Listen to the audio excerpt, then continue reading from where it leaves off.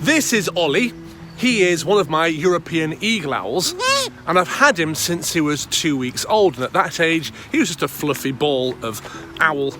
He's now over 10 years old, but these owls can live a long time. In fact, they can live to be 20, 30, 40, 50 years plus in captivity, or captive care as I like to call it. And the reason I'm flying him today is because we've got a busy weekend ahead, lots of flying show events. So I'm actually here going to be flying quite a few of the different birds to give them a bit of exercise, a bit of training, a bit of enrichment as well. So it's the last day of June, which means it's my birthday. Oh, it does feel good to be 23 again. So I'm out here. Do you know what it reminds me of? A birthday I had, it must have been 12 or 13 years ago. It was when I had just started working with birds of prey. I'd only been working with them for maybe 6 months or so.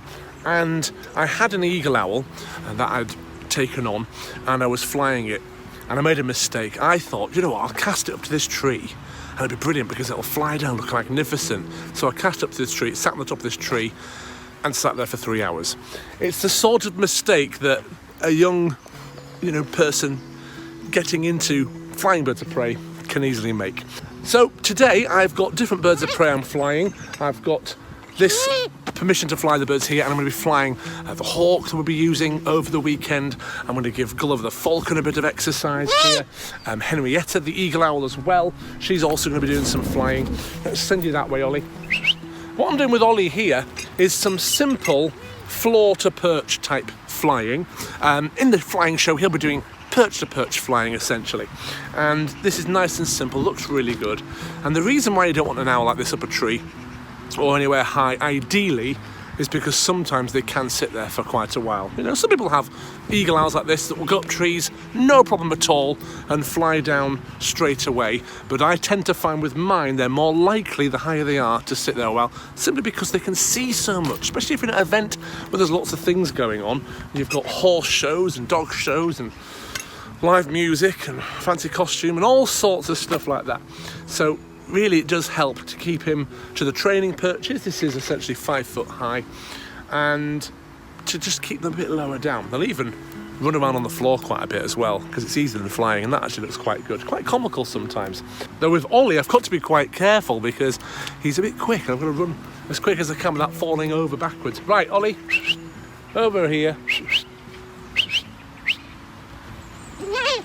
There we go. So it's July tomorrow. That means the start of a very, very busy summer. In fact, the busiest we've ever had in the history of Owl Adventures. Hope you enjoy this video. Welcome to Owl Diary number 43.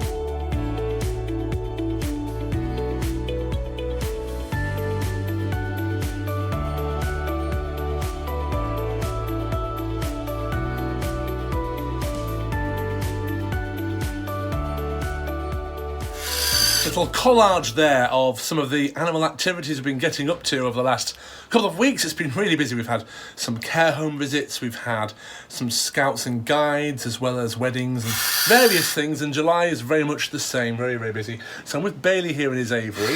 He's just eaten, but he's screeching at me to say, any more food? Well, no, we're keeping you at flying weight. We don't want to overfeed you. He's had a day off today from flying. He's actually going to be flying pretty much free every single day next week.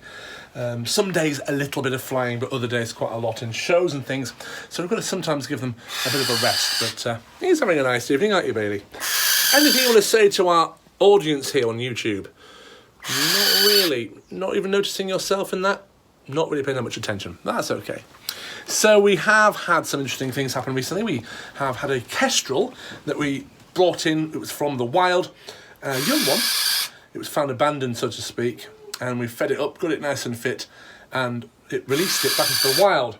It didn't really go too high up into a tree, in fact it landed on the floor, but that's okay, that's quite normal. I'll probably do an actual individual release video on that though, talking about what we did with the kestrel and how we did it and so on.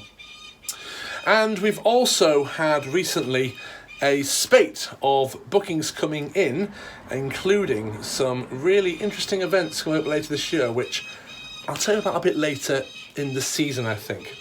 Now, a couple of things to talk about barn owls while I'm here, actually. There's a few things that people commonly get wrong, which they believe they know. Not myths exactly, just things that aren't quite accurate about the barn owl. This particular species is the common barn owl found all over the world, and, in fact, very common in the UK, or at least commonly known anyway, not as common as it used to be. And people often think the barn owl here is actually a lot bigger. Now, the reason they often think it's a lot bigger is because if they see it flying, it does look a lot bigger in the wild there with that big wingspan of about 90 centimetres. However, they are quite small. Bailey here only weighs about 11 ounces. He flies between 10.5 and 11 ounces. So he is rather small. The second thing people don't realise is that the common barn owl isn't necessarily an individual species as such. It's actually in a family known as the Taito. And Taitos are all found around the world. They're found in Australia, America, Asia, parts of the Caribbean, or the Caribbean, depending on where you live and where you're from, or how you say the word. But they do come in different colours and shapes. Not so much shapes, actually. They're really kind of the same shape and size, but they do come in different colours, like these examples here. And this one is a Mystic barn owl. So it's like the opposite of albino. And look at those dark feathers. Really quite magnificent. Not the sort of thing you'd think would even exist, really. Barn owls are nocturnal, but they sometimes fly during the day as well. Not too uncommon. In fact, you can often see them at certain places flying every day at the same time because they kind of know that that's a successful time to hunt. So they're seen often flying at those times of the day. You can see he's nice and tame. He doesn't mind me coming up close to you. Not bothered at all. He's like, oh, whatever. Not fussed. Yeah, fair enough. He is a fantastic bird, even though last week he did set up a tree for a couple of hours. But usually, when we're flying him, he's really responsive and does some absolutely fantastic flying, don't you, Bailey? Wonderful bird.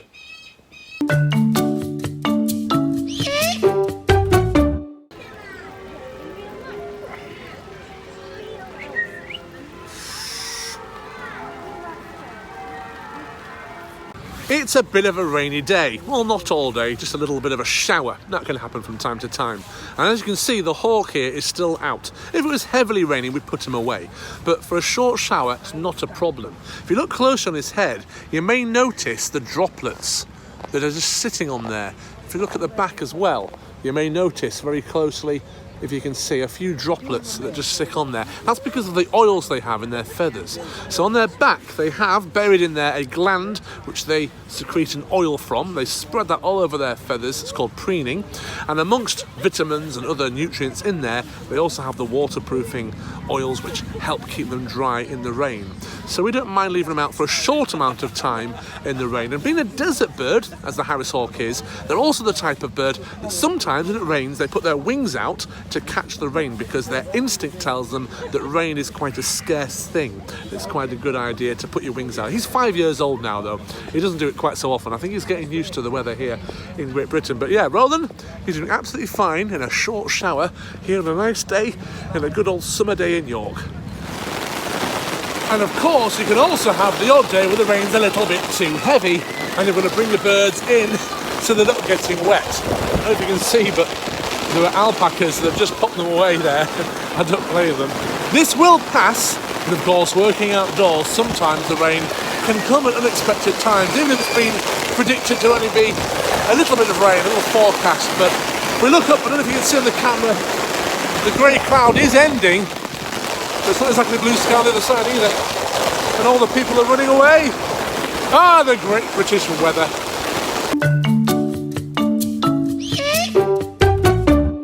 Wow, look at my long shadow, aren't I tall? So we're just up here, one of our favourite places to fly our birds, and we're preparing for this ever increasing busy July. So Nick here has been with us now for a number of months, is learning to fly a falcon. Not the easiest thing to do in the world. You've got to learn how to swing it properly and do the passes and get the catch right and things like that. But she just had her first go, and as you can see from these clips, she's actually done really, really well. So we're looking forward to a couple of things. Firstly, Gulliver, the falcon, being flown at events by other people.